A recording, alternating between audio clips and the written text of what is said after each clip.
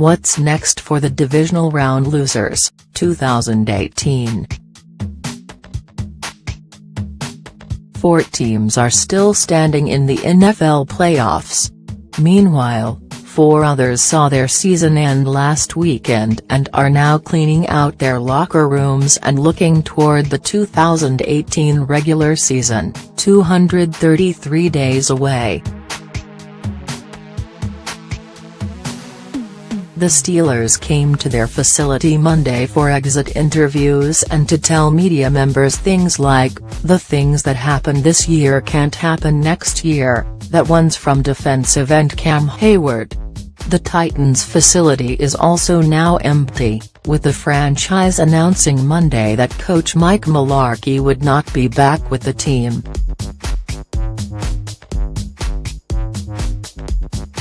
Here's a look at what each team needs to do to contend again next year, starting in Tennessee. Titans. Right now, the coaching candidates being tied to Tennessee are all over the map. From offensive assistants have contributed to the development of Jared Goff, Rams offensive coordinator Matt LaFleur, and Carson Wentz, Eagles' Frank Reich, to a defensive coach off the Patriots tree, Texans defensive coordinator Mike Vrabel. Titans GM John Robinson spent 11 years working in New England.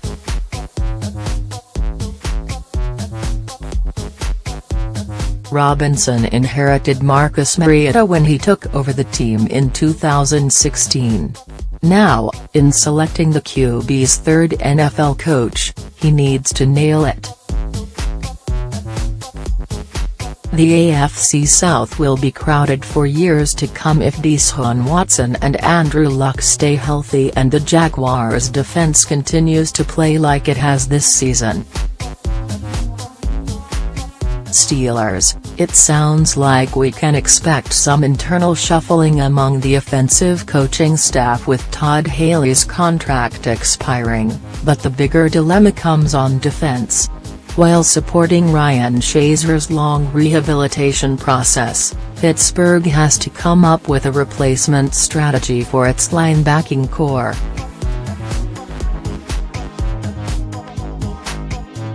The Steelers gave up 133 rushing yards per game after Shazier went down, embedding they take a linebacker early in the draft. Falcons. Atlanta's offense was 15th in points per game this year, just above Washington, Houston, and Tampa Bay. Considering their record-setting performance in 2016, that's not the company it expects to keep. Steve Sarkisian seems to be sticking around as offensive coordinator.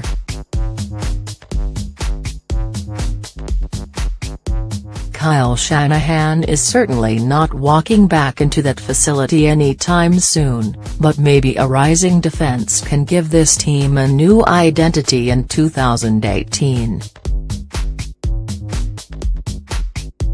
Saints. That's pretty much what New Orleans pulled off this year, with a surprisingly tough defense, up until the season's final play, at least, finishing 10th in points allowed. If Drew Brees can continue his level of play at 39 years old, happy birthday, by the way, and the Saints add a few pieces to their front 7 on defense, they should be in great shape next season. Not getting this newsletter in your inbox yet? Join the MMQB's Morning Huddle.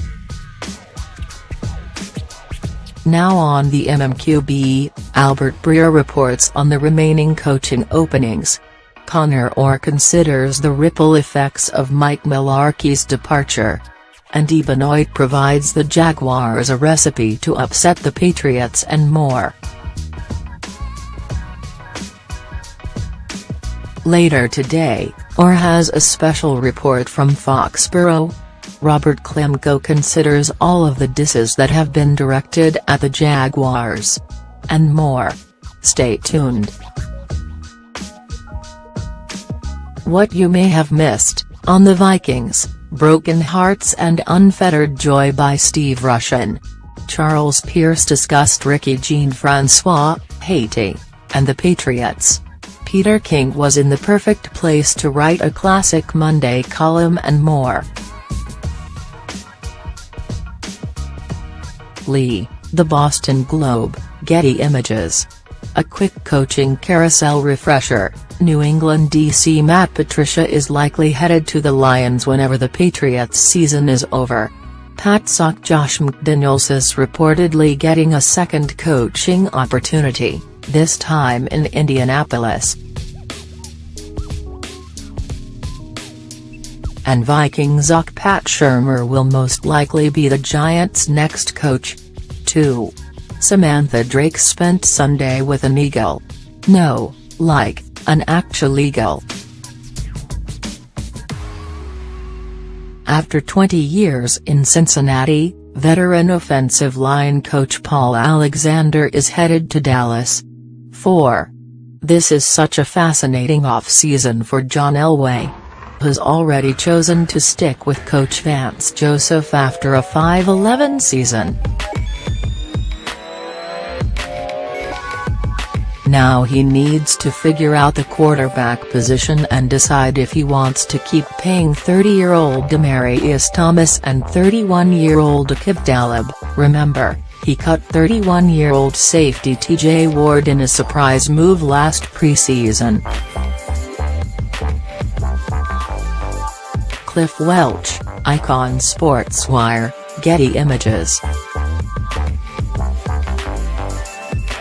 5. Buccaneers GM Jason Licht spoke with the Tampa Bay Times Monday, assessing the 2017 season and decrying the expectations that had been set last summer.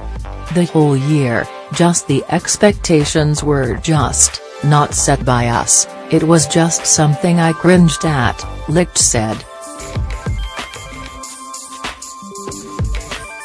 Of course, you want positive things written about us, but when the expectations are that we've got these weapons now and we're going to score 50 points a game, it's just not that easy.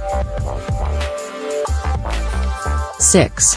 To preview the Norv Turner-Cam Newton experience, Joseph Person looked back at Turner's history and spoke with those that have coached with him or played for him. One thing to watch going forward, evidently, Newton's dropbacks.